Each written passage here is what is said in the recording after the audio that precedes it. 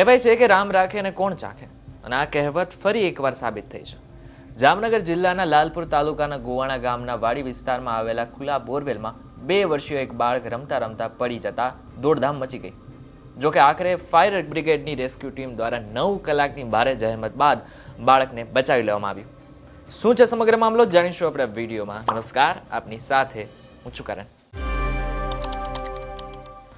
ગઈકાલે લાલપુરના ગોવાણામાં બાળક રમતી વખતે અચાનક બોરવેલમાં પડી ગયું અને આ બોરવેલ પણ 200 ફૂટ ઊંડી હતી.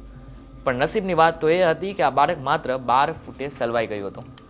બોરવેલમાં પડી જવાની જાણકારી મળતા એનડીઆરએફ અને રોબોટ માટે મદદ માંગવામાં આવી હતી. બોરમાં પડી જવાના કારણે બાળક સતત રડી રહ્યો હતો, જેના પગલે જેસીબીથી નજીકમાં ખાડો ખોદવામાં આવ્યો. બાળકને બોરવેલમાં ઓક્સિજન પણ આપવામાં આવ્યો હતો. બાળકને સહી સલામત બહાર કાઢવા માટે જામનગર વહીવટી તંત્રની તમામ ટીમ, ફાયર વિભાગની ટીમે પ્રશંસનીય કામગીરી કરી હતી. આખરે પરિવાર અને ગામ લોકોની પ્રાર્થના રંગ લાવી અને 9 કલાકની જહેમત બાદ બાળકને બહાર કાઢવામાં સફળતા મળી. બાદમાં લાલપુર તાલુકા હેલ્થ ઓફિસર અને 108ની ટીમ દ્વારા એમ્બ્યુલન્સ મારફત હોસ્પિટલ લઈ જવાયો હતો. હાલમાં જીજી હોસ્પિટલમાં આઈસીયુમાં તેની સારવાર ચાલી રહી છે. બાળકનો પરિવાર ખેત મજૂરી કરે છે અને મૂળ મધ્યપ્રદેશનો રહેવાસી છે. મહત્વનું છે કે અગાઉ પણ આ પ્રકારની ઘટનાઓ રાજ્યમાં બની ગઈ છે. થોડા દિવસ પહેલા જ દ્વારકાના કલ્યાણપુર તાલુકાના રાણ ગામમાં 2 વર્ષની બાળકી રમતા રમતા બોરવેલમાં પડી ગઈ હતી. આ ઘટનાની જાણ થતાં ફાયર વિભાગ અને ડોક્ટરની ટીમ ઘટના સ્થળે પહોંચી હતી. બાળકી ફળિયામાં રમતી હતી તે અચાનક બોરવેલમાં પડતા સ્થાનિક લોકો દોડી આવ્યા હતા અને બાદમાં તંત્રને જાણ કરવામાં આવી હતી.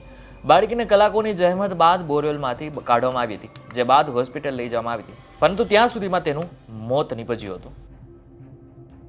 આ ઘટનામાં દવા મારતો હતો. દવા મારતા મારતા મારા પોયરા પર નજર ગઈ કે પોયરો બોરમાં પડી ગયો.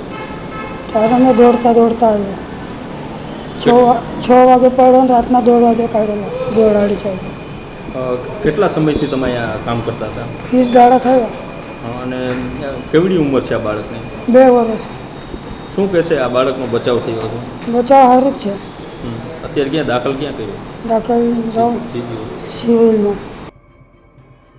દર વર્ષે સમગ્ર દેશમાંથી બાળકોના બોરવેલમાં પડી જવાના ઘણા કિસ્સાઓ સામે આવે છે, જેમાંથી મોટા ભાગના બોરવેલની અંદર જ ગૂંગળામણને કારણે મૃત્યુ પામે છે.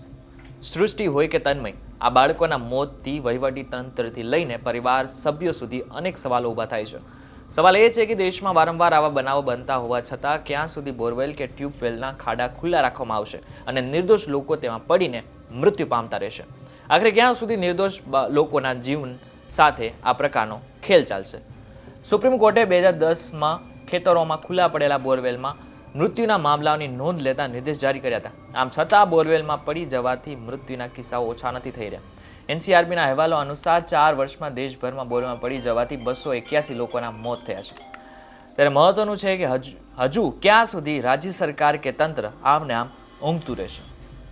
આ બાબતને લઈને તમારું શું કહેવું છે અમને કમેન્ટ કરીને ચોક્કસથી કહેજો. વિડીયો થકી તમને કોઈ માહિતી મળી હોય તો વિડીયોને લાઈક અને શેર જરૂરથી કરજો. તથા આવા જ અન્ય સમાચારો માટે અમારી ચેનલ નિર્ભય ન્યૂઝને સબસ્ક્રાઇબ કરવાનું ભૂલશો નહીં. આભાર.